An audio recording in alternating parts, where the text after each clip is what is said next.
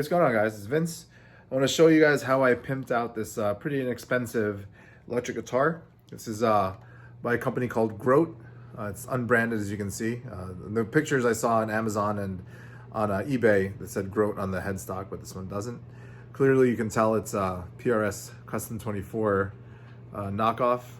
You have the bird inlays, which they call bat inlays, and similar configuration. You got a volume, tone, three-way switch.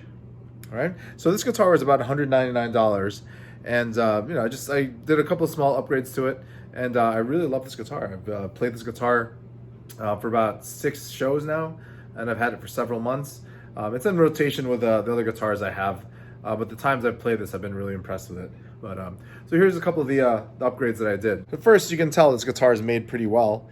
It has the nice beveled edges here on the edges of the guitar, right? And the electronics, this three-way switch has sort of like a recessed cavity there. The toe knobs have recessed cavities as well, but I did swap out these toe knobs, which is one of the first things I did. The jack here is a switchcraft jack, which I changed from the stock, and the stock one came in fine, but it just wasn't a snug fit, and now it is. I swapped out the stock pickups for these Tremonti SE pickups.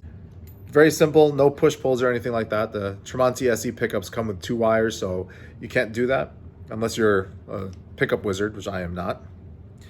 Next thing I did, very functional, I got rid of the strap buttons and put on these Dunlop strap locks, so I can release them pretty quickly if I really wanted to, and put them on another guitar, which actually doesn't work for me because this is the only set of the Dunlops I have. But really cool addition. It looks like a rosewood fretboard, but I'm not sure. It could be rosacea. It doesn't say in the spec sheet or the specs on either Amazon or eBay, so nobody really knows what this is. I'm going to assume it's one or the other. And the tuners I replaced. It had some really basic stock tuners, but now it has I think it's called Geiger locking tuners on them. These were about like $5 or $6 cheaper than the usual Grover self-locking tuners that I get, which I think is the 46C. These tuners work really well. It's not self-locking, so you have to screw it down in the back, but really quick string changes.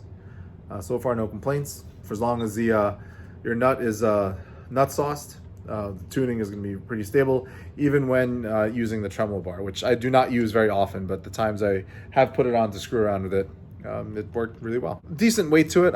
It's definitely not Les Paul weight, but it definitely has some girth and some some pretty good feel to it. The neck has about I'd say it's about the same kind of neck as the SC245, so it's a little bit thick, not so baseball batty, but it is definitely thicker than the average neck, I feel. When I compare it to my Washburn Idols, the Washburn Idols definitely have a thinner feel to them for sure. And other than that, that's all I did. I got my Darth Vader sticker in the back. I did put a piece of foam, self-adhesive foam, on the back of this plate, just to hold down the springs a little bit so that you don't get any of that additional ringing when you're playing. But yeah, for a $199 guitar, the guitar feels and plays, easily. I'd say very comparably to an SE electric guitar, and about the same build quality and tone quality.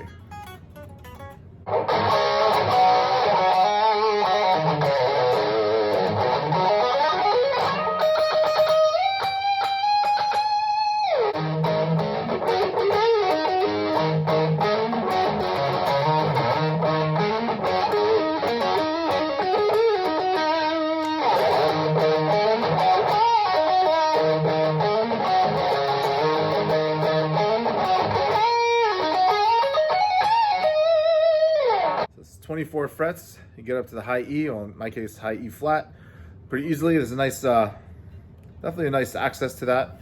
Pretty much where my hand ends here is where my finger hits the 24th.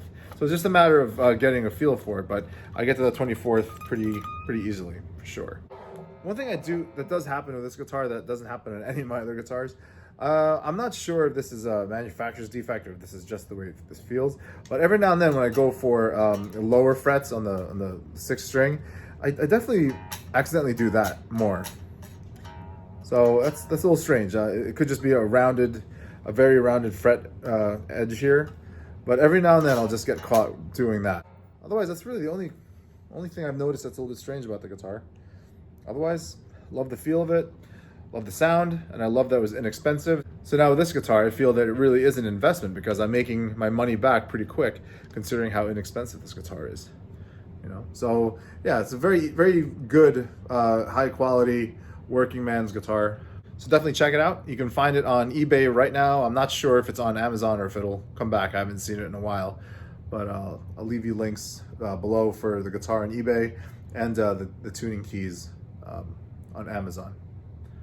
All right, so there it is, the Grote Custom 24 copy. Pretty awesome guitar. Thanks for watching, guys.